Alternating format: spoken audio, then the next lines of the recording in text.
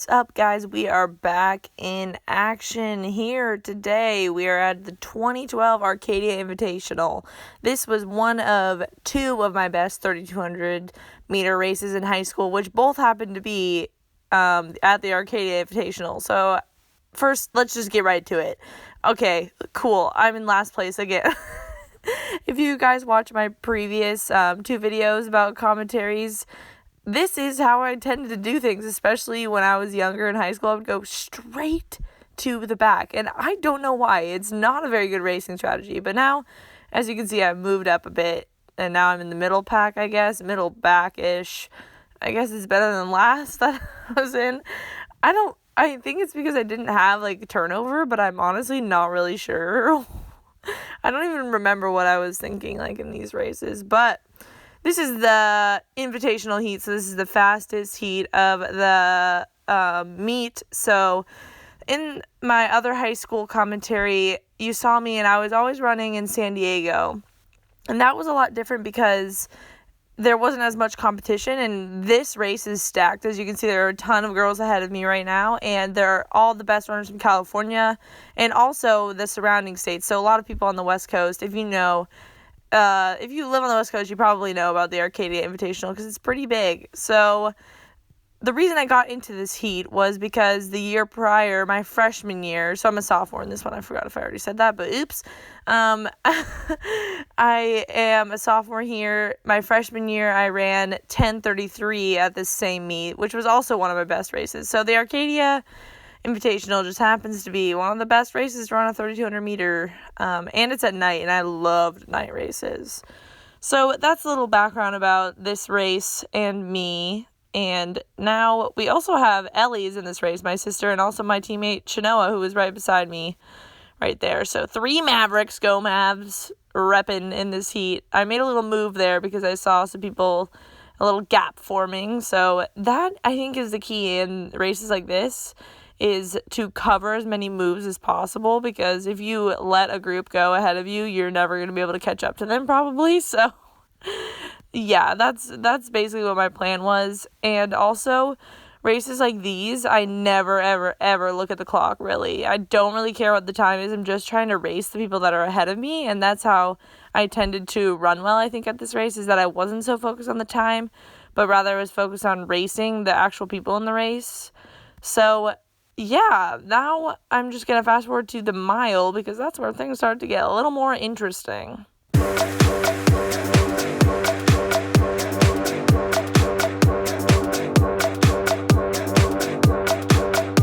Okay, just kidding. We're still back in action. This is just after we're going into the 4th lap. So as you can see right here, there's definitely a gap forming between the second pack and the first pack, and I'm so glad that I hung on to the first pack and I made my move up to them, because, well, now it's kind of stringing out a bit, but there was a little gap forming at some point, and people are trying to cover that. And I'm just hanging on to the front pack as best as I can. I also still look pretty small. If you guys know me right now, I'm actually almost 5'11". So here I was probably about 5'5", maybe 5'6", if we're being a little generous. So definitely grew a lot, but I don't know what that has to do with this commentary.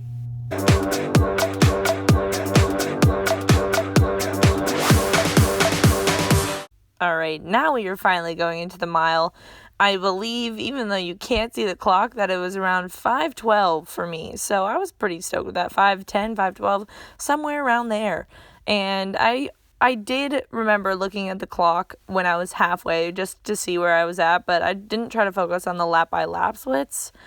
But 5:12 was exactly where I wanted to be at, since I think the year prior, when I ran 10:33, I still went out in 5:12. I just died a lot the second mile. So this year I really wanted to focus on not dying the second mile and running more even splits. Whoa, I'm in a huge group of girls right there, but still in the back of that pack. Wasn't confident enough to go in the front. Again, just trying to hang on as best I could. Was happy with what I went out in, and I think I was feeling a little bit better than the year before. And just was trying to hang out with the big girls in front. As you can see, there are already more people that are way ahead. Like this stunner, Sarah Baxter, who happened to be my college roommate for a couple years. LOL. But yeah, so again, just chilling here. Nothing much to see. Just trekking along. Tra-la-lawing along, as I like to call it.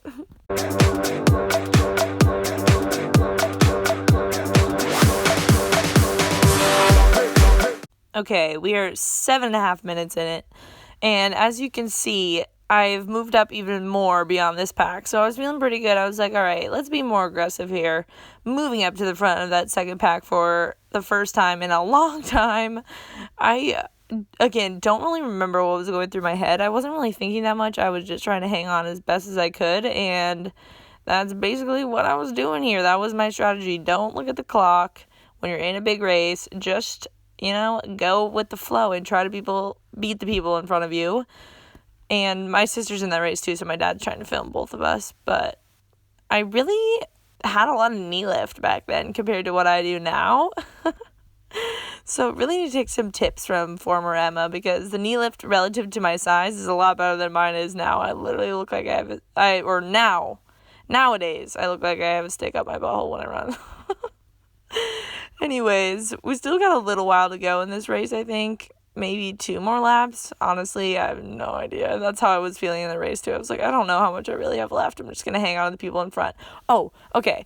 One tip I have for running a race, basically when people ask me for tips during a race or, like, they have their first race, I always tell them to, stick onto a pack and hang on to them as much as possible, because think about if you're in a workout. If you're in a workout, you usually don't let the people drop you, or you try your hardest not to let the people drop you that you're running with. So in a race, do the same thing. Don't let the people drop you. I don't know if that helps at all. Good thing that you can see me. But that's the mindset that I have during races, kind of, and that helps me, is that I wouldn't let my teammates drop me in a workout, so why would I let these people drop me in a race? Even though it happens, some people kick it into high gear. Is this the last lap? This may be the last lap. Oh, shoot. We should probably commentate on the last lap. Okay, here we go. Still wasn't looking at the clock. Had no idea what time I was running. I was like, I hope I'm beating my time from last year. I don't know. Just wanted to run under 10:30, which was very good back then. But now you see these days high schoolers running about 9:30. So, but back in my day, 10:30 was pretty good. Okay, 200 meters to go. I think we're going to catch this person ahead of us. I still had a lot left in the tank. My little legs were moving pretty fast at this point. Will I catch this girl in front of me? Something tells me no, but I don't really remember. So I guess let's see. I don't think I did not have the kick back then, so I doubt that I do. Oh, no. Oh, head down. Putting my head down, arms moving. Oh, maybe I do. What? What is going on? Do I? No. Ooh, I'm getting nervous. Just kidding, I'm not that nervous. Oh, I slowed down a little bit at the finish. That's not how to do it. I don't recommend. Oh, let's see. Is Ellie coming in? Oh, there she is. Go, Ellie. Ellie, your head's moving a lot. Or maybe that's just your hair. Go, Ellie. Yeah, Ellie, get it. Let's get it. Woo. Woo, woo. I feel like I'm at the race right now. Anyone else? I'm just kidding. Okay, let's see what our times were up here. Okay. Looks like it took 8th place, 10:24.86. I remember finishing, I was like, whoa, what on earth just happened? Oh, and we're already on to the next race. Here we go. We don't get to celebrate at all. No limits. Grind never stops. Okay, here we go. This is the 2014 Arcadia Invitational 3200 Invite Heat, senior year. Let's get it. This was actually my first 3200 of the entire year. And the difference was, whoa, look at it. I'm going out fast this time. I remember we were kind of sprinting here. As you can see, everyone's going out pretty fast. But I wasn't in last, guys. I was in the front half of the pack. That is saying something, It changed a lot. But I was very nervous for this race. Actually, no, I wasn't. I was more like YOLO, because I hadn't run any 3200s yet. My training was switched up a lot, because I was actually running like 20 to 25 miles a week instead of 40 or 50 or whatever I was running my sophomore year. I was really, really training for the mile. I had grown, and I was like about 5'9", 5'10" at this point. And I knew I had about 5 years of lot of base training in me, but I didn't have any speed. So that's why this year I really wanted to focus on getting stronger and having better leg turnover, because as you saw in my other races, my kick wasn't the best, especially relative to the people around me. So that's what I really focused on this year. But I wanted to run 1:30-200, and I was like, what better place to do it than the other years that I've had great races, Arcadia Invitational, what up? Thankfully, I got put into the invite heat, so I was like, ooh, let's get it. And again, this is kind of the same mentality I have about this race, really not focusing on the times and really just focusing on racing the people in front of me. And I had no idea how it was going to feel since I wasn't running very many miles, so I was like, I don't know why I'm racing this 8-lap race. I don't really know what the pace is. I don't know how fast I am at this race anymore. Whatever. But junior year, so the year before this, I actually ran 10:36, which was 3 seconds slower than my freshman year, which is not what you want. As a junior, you're not wanting to run slower than you were as a freshman, but it happens. And a lot of people ask me all the time, how to improve and stuff, but sometimes your training goes through waves. So my junior year, wasn't the best year. I did PR in the mile that year, but the 3200 definitely took a toll. And taking a toll is not the right term to use, but you guys know what I mean, all right? And running was different now because I was basically in an entirely new body, 5'2" to 5'10". It's not the same body anymore, I am a full-grown woman now, so I'm dealing with longer legs, just, I don't know, I'm a bigger person. So I switched up the training, and still my knee lift was not that good. I was focusing on leg speed, but my knee lift really, Emma the knee lift gal really needs work, obviously.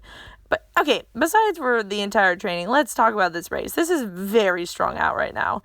No one's even running in a pack at all. Like, there are people in the front that are running in a pack, but look at all of us. We're really just strung out. I don't know why. I'm kind of running in no man's land right now. Like, I'm not very close to the girl in front of me, and I'm letting all the wind get between us. Oh, maybe there I caught up a little bit. I can't really tell. The angle. Anyways, we are just cruising along, trying not to, freak out, because there's kind of a lot of people ahead of me, and I was just going based off feel. I was like, YOLO, I honestly don't really know how well I'm going to run in this. So we're about 3.5 minutes in, I think, and I was feeling excellent. I was just cruising. This is another night race, so the weather's cool, the lights are on, and the stadium is filled. That is so corny. My goodness. Okay, actually, fun fact. I think the afternoon, so this was at 4, or no. What? Emma, get your words together. So at around 1 p.m., I ran the 4x400, and I actually anchored our team. I think I ran 59.5, so nothing spectacular, especially for like a 400-meter runner. Well, not that I was a 400-meter runner, but for anchoring a 4x4, I don't know why I anchored. But anyways, so that was a little fun thing that we did. And in the last race, the day before, we ran the 4x1600 and won that, so that's pretty cool. That's so irrelevant, Emma. Please get back to this commentary. Why are you talking about your whole life story on this commentary? Okay. Okay, so now we formed a pack, as you can see here. We're going into the mile, I believe. So it's good that we all decided to, work together, but the pack in front of us is pretty far away. That girl is kind of running in no man's land, but I'm glad that I'm in a pack because that's how I run best. Sticking on to the people, not letting anyone drop you, covering the moves. You guys know the usual. So we're going into the mile split halfway through. Let's see what the split is. We're running like 3 lanes wide. What on earth? Oh, good. I'm glad that you can see the clock, though, so that we know. But just kidding. I think I know what it was. It was like 5:08.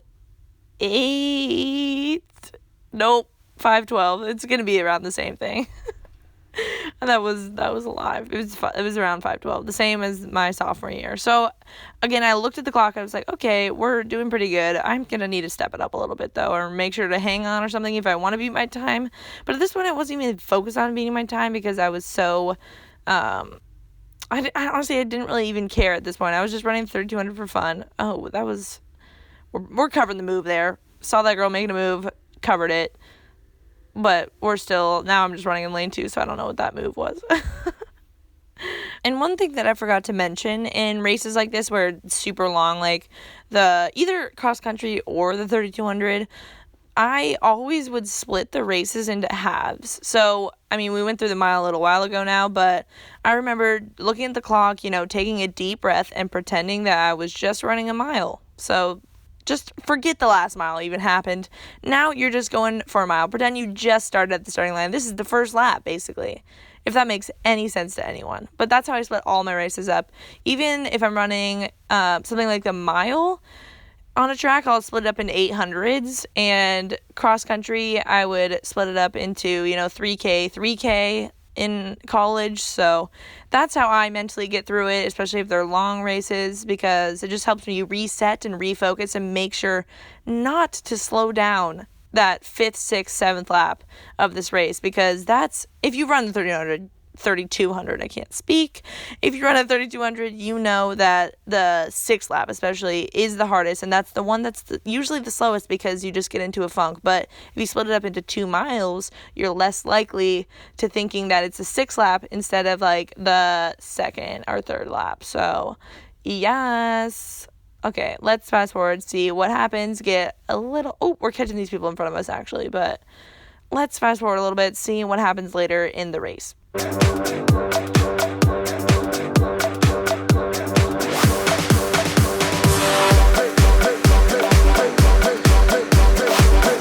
Here we are on our way, about to go into the final lap of the race. Things are stringing out a little bit, the pack isn't really there. It's more just people in a line because the pace is heating up. Just kidding. I think we probably split very evenly, but everyone just knew the last lap was coming, so you better get in position right now or else you never know what can happen that last lap. And I remember feeling at this point excellent. So we went through 9:10. And I was like, all right, let's get it right now. I felt so good. I was like, I don't feel anything. And I remember thinking to myself, how is this happening? I barely run any miles this season. How is this happening? But I was like, honestly, I must stop thinking that. Why are you thinking that? Just go for it. So at this point, 400 meters to go, just sprint. So we would do, 400 meter repeats. And I would just channel that inner 400 meter repeat the last lap of a race, because you can do anything for 60, 70 seconds. So I remember feeling very good. I was like, okay, at 200 meters, let's go. Drop the hammer. My pace looks like it didn't even change, but I can't tell if everyone else is slowing down or if I'm speeding up here. We'll see. Actually, I don't know. I actually do remember what happens, but man, inside my head, I was thinking I looked so fast, but right here, I don't know how I look like I'm just kind of, a little extra gear right there, actually. I was like, okay, let's beat her. I thought I was going to pass on the inside for a second. Okay, do I beat her? Oh, do I get her? Oh. Didn't even really lean, but I think I got her. Anyways, I think I had the second fastest last 200 of that race, or last 400 or something. I think I closed in like a 72, maybe. Don't really remember. 10:23.5, guys. That, my friends, is the fastest time I had ever run in a 3200 for 9th place. And at this point, I did not care that I got 9th place. I'd rather PR than win, if that makes any sense. But broke my own school record, which is now fallen. Oops. But at this point, broke my own school record. I was like, honestly, I remember doing like a fist bump at the end because I was so confused as to how I just ran that. I was so happy. I was like, woot, woot, woot. But yeah, thanks, my dudes, for turning into another commentary. Thanks for doing that for me. Just kidding. Thanks, guys, for tuning into another commentary video. A lot of you guys are new here, but if you're not new here, subscribe. A lot more content coming your way soon. I haven't gotten on an upload schedule yet, but make sure to turn on your notification bell just so that you get notified, when I post a new vid. Be those first couple people to like, comment. Yeah, the stuff that YouTubers say. All right, fellas, peace out. Illy.